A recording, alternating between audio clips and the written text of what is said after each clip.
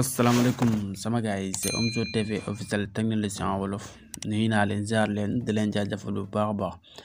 dañu ñëwaat yow rek tey si Telegram ñu andil la si deux astuces yu am solo deux astuces nag bi si njëkk mooy maanaam naka ngay def ba heure bi nga mujj a connecté kenn du ko gis si Telegram bi maanaam da ngay connecté heure bu la neex mën ngaa déconnecté bu heure bu nit ñëwee du xam yow ban heure nga mujj a connecté si Telegram bi en plus beneen astuce bi deuxième astuce bi mooy naka ngay def ba say contact kese ñooy gis sa photo profil si Telegram bi loolu tamit daan si ñëw ak yow mi deux astuce bi loolu lay ñëw war leen ko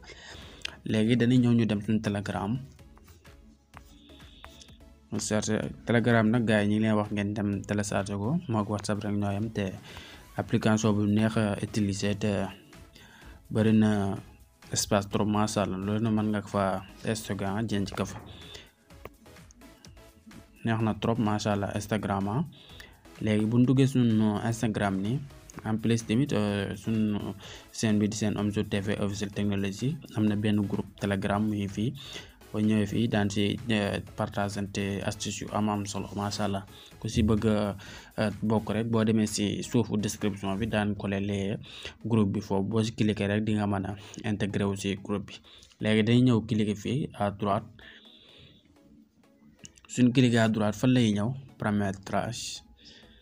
plutôt paramètre bu ñu duggee paramètre fan lay ñëw confidentialité et sécurité ñu cliquer si bu ñu cliquer si deux astuces yi lañ ñëw ak yow muy présence bi ak photo de profil xam naa daan fi ñëwaat sax am na yeneen astuces xamante ne si na war nañ leen ko fi defalaat incha allah mais tey deux astuces yi la leen fi andil léegi dañuy ñëw si présence bi nii présence bi mooy heure boo si cliquer boo ko andee fii si personne bi nii yow kenn dootul xam kenn dootul xamati ban heure nga mujj a connecté heure boobu dootu ko affiché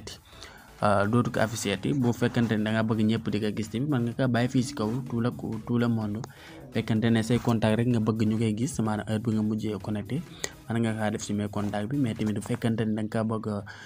camoufler ba kenn du mën a gis ban heure nga mujj connecté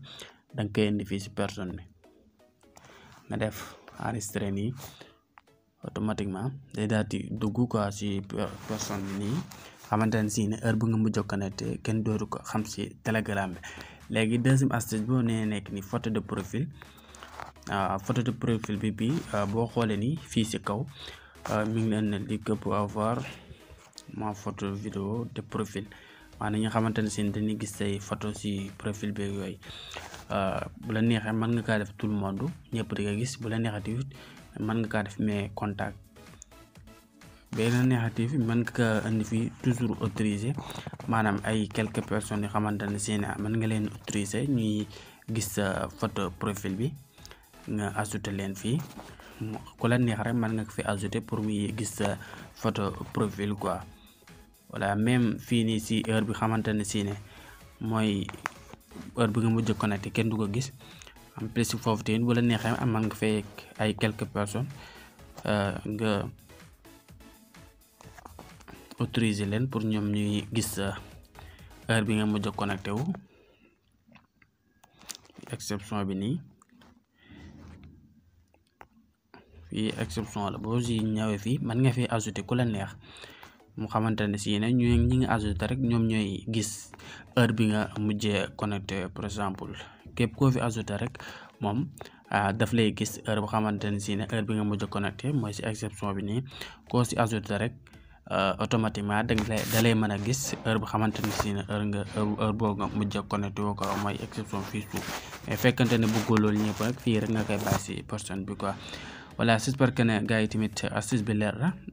ñu lay wax na bu fekkante ne leeru tamit nga def ko si commentaire yi wala tamit bu amee question yooyu posé tamit